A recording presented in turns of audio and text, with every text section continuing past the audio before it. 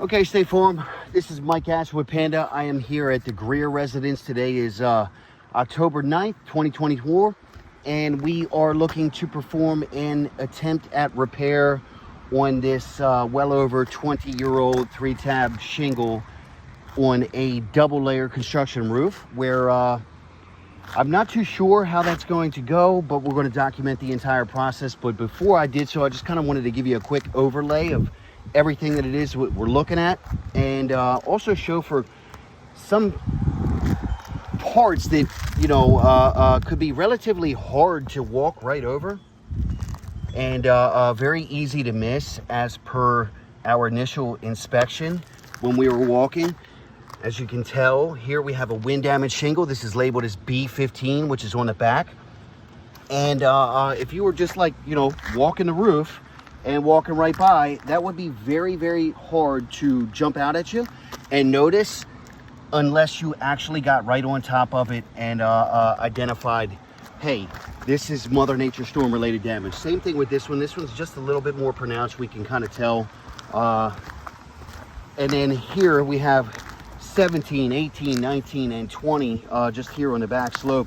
This one, you could walk right over top, but then if you get really close, you can tell that this is yet another wind damage shingle, and it is cracked right here, right? So just wanted to show how easy it could be for this roof to, you know, not be fully diagnosed the way that it could have been. And then I also want to show, okay, here we have a flipped up shingle. This is B20, right? Obviously damage must be repaired or replaced. And I just want to show the level of pliability here and the brittleness that is fairly obvious to see that this shingle cracks and falls apart and breaks like a cracker. Snap, crackle, pop. And we also have a double layer roof construction. So I've taken the liberty to outline what the potential impact of a massive repair would look like all across the roof, spot repair with this level of, you know, covered shingles, covered loss, and the impact of demolition and construction that it would actually look like and actually take in order to perform those repairs properly. If we can even do so in accordance with any building compliance with the double layer, multiple layer. But we'll give it a shot. We'll take a look. Here we have multiple sections over on the front slope that would have to be repaired or replaced as labeled by State Farm.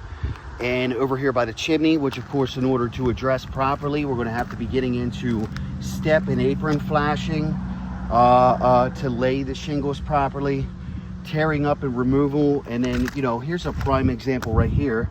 Right here's F1, right up here by the seal of the ridge.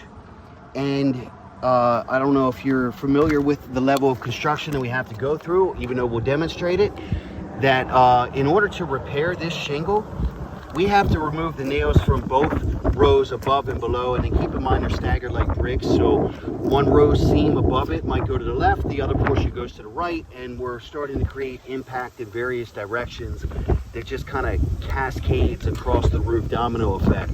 But in order to repair this shingle properly, we have to tear off the seal of the ridge in order to access all the nails to do it. And of course, doing all that and demonstrating it, we're just creating more and more construction related damage for this level of repair. Same thing right here, F2 and F3 right next to each other. In order to repair those properly, we're gonna have to be breaking off the seal of the ridge.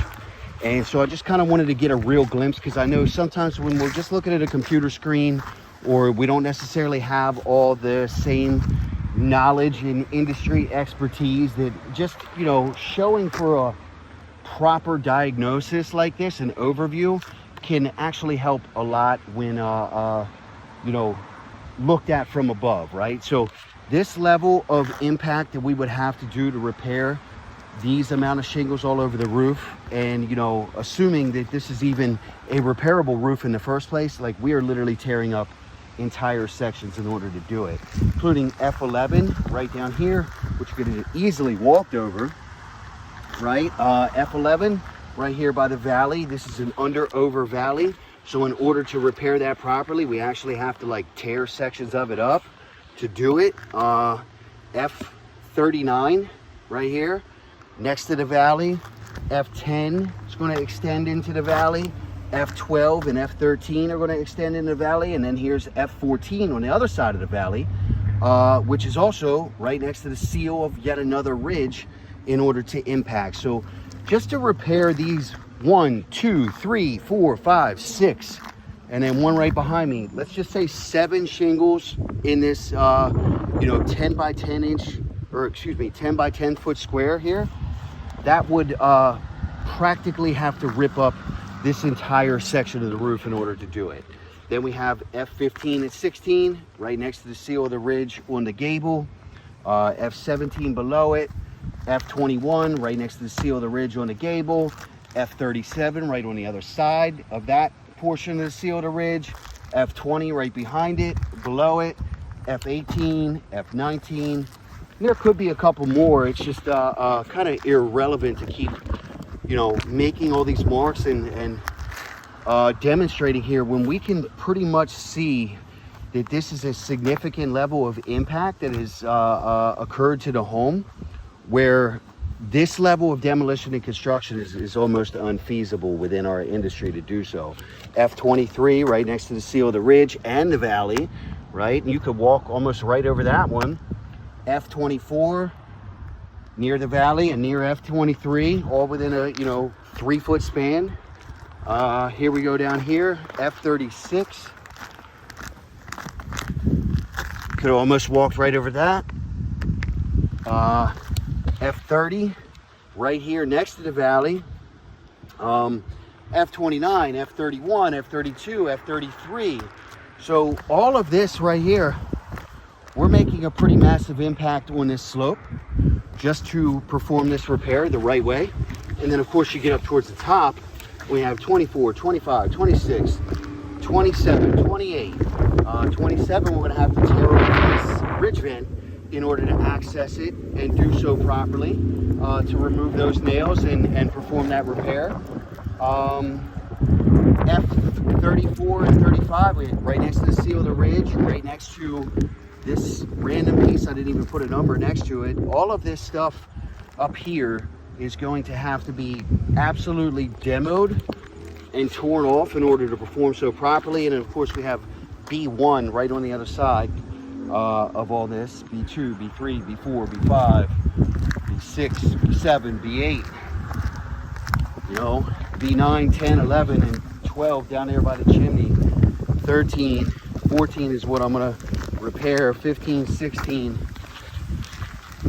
17, 18, 19, and 20. Like, we are tearing up massive sections of the roof in order to achieve this repair feasibly and properly. And then can we even do so at a level that doesn't create significant subsequent and consequential damage from repairing all of this across the roof?